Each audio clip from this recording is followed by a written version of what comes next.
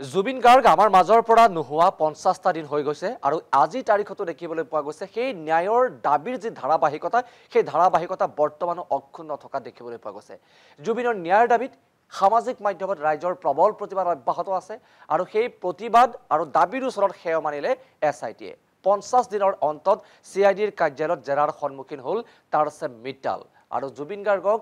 মেচিনলৈ ৰূপান্তৰ কৰা সিদ্ধাৰ্থ শৰ্মাৰ কুকীৰ্তিৰ সন্দৰ্ভত সোধাপোছাৰ সন্মুখীন তাৰছেম মিট্টালক সমান্তৰালভাৱে জুবিনৰ আন দুই ঘনিষ্ঠ ব্যক্তিৰ পৰাও ভাষ্য গ্ৰহণ কৰিছে এছআইটিয়ে এই সমগ্ৰ বিষয় সামৰি আমি এক প্ৰতিবেদন যুগুত কৰিছো সেই প্ৰতিবেদন আপোনালৈ আগবঢ়াইছো জুবিনৰ ন্যায়ৰ দাবীত আকৌ ৰাইজৰ জয়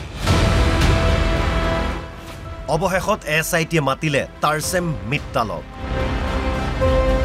শুকুৰবাৰে পুৱাই গুৱাহাটীৰ উলুবাৰীত থকা সিআইডিৰ কাৰ্যালয়ত উপস্থিত হ'ল বিতৰ্কিত তাৰছেম মিট্টাল এই তাৰছেম মিট্টালক জেৰা কৰিব লাগে বুলি দীৰ্ঘদিনীয়া দাবী আছিল অসমবাসীৰ কাৰণ জুবিন গাৰ্গৰ প্ৰাক্তন মেনেজাৰ আছিল তাৰছেম মিট্টাল বহু বছৰ ধৰি জুবিনৰ মেনেজাৰ ৰূপে আছিল তাৰছেম নিজে দায়িত্ব এৰি জুবিনৰ মেনেজাৰ ৰূপে দায়িত্ব দিছিল সিদ্ধাৰ্থক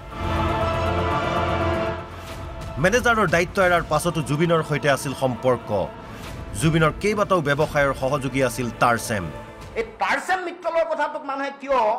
ইমান অৱহেলা কৰি ৰাখিছে মই বুজি পোৱা নাই এওঁ হ'ল মেইন কালপ্ৰিট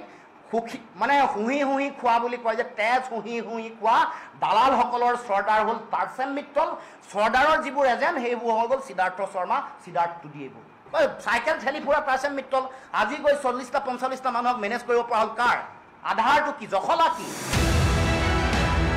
সেয়ে এই তাৰছেমক আঁতৰাই কিদৰে এছআইটিয়ে তদন্ত কৰি আছে বুলি প্ৰশ্ন উত্থাপন কৰিছিল বিভিন্নজনে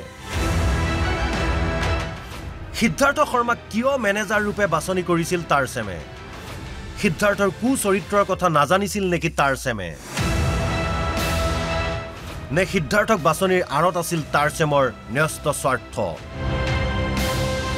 এই সকলোবোৰ কথা এছআইটিৰ জৰিয়তে অসমবাসীয়ে জনাৰ অধিকাৰ আছে বুলি সামাজিক মাধ্যমত লিখি আহিছিল বিভিন্নজনে কিন্তু বিগত 50টা দিনেই তাৰছেম মিট্টালক জেৰা নকৰাৰ বাবে অসমবাসীয়ে সন্দেহৰ চকুৰে চাইছিল এছআইটি চৰ্চা লাভ কৰিছিল জুবিনৰ মৃত্যুৰ পাছত সিদ্ধাৰ্থ শৰ্মাক সুৰক্ষা দিবলৈ উঠি পৰি লাগিছিল তাৰছেম সিদ্ধাৰ্থক নিৰ্দোষী বুলি ক'বলৈ হেঁচা দিছিল গৰিমা শইকীয়া গাৰ্গক ইমানৰ পিছতো এছআইটিয়ে তাৰছেমক তলব নকৰাত ৰাইজৰ মনত প্ৰশ্ন উত্থাপন হৈছিল ভবাতকৈ বহু প্ৰভাৱশালী নেকি তাৰছেম মিট্টাল আৰু অৱশেষত সামাজিক মাধ্যমত ৰাইজৰ ধাৰাবাহিক প্ৰতিবাদ আৰু দাবীৰ ওচৰত সেৱা মানি এছআইটিয়ে আজি মাৰাথন জেৰা চলালে তাৰছেমক ইপিনে সিআইডিৰ কাৰ্যালয়ত আজি ভাষ্য গ্ৰহণ কৰিলে ৰৈ ৰৈ বিনালে ছবিৰ প্ৰযোজক শ্যামন্ত গৌতম আৰু সদৌ জুবিন ফেন ক্লাবৰ সম্পাদক পিকু বৰগোহাঁই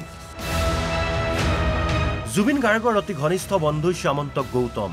জুবিনৰ কেইবাখনো ছবিৰ প্ৰযোজনা কৰিছিল শ্যামন্তকে জুবিন ফেন ক্লাবৰ সম্পাদক পিকু বৰগোহাঁয়ে ভাইৰেল কৰিছিল শেখৰ জ্যোতিৰ কথোপকথন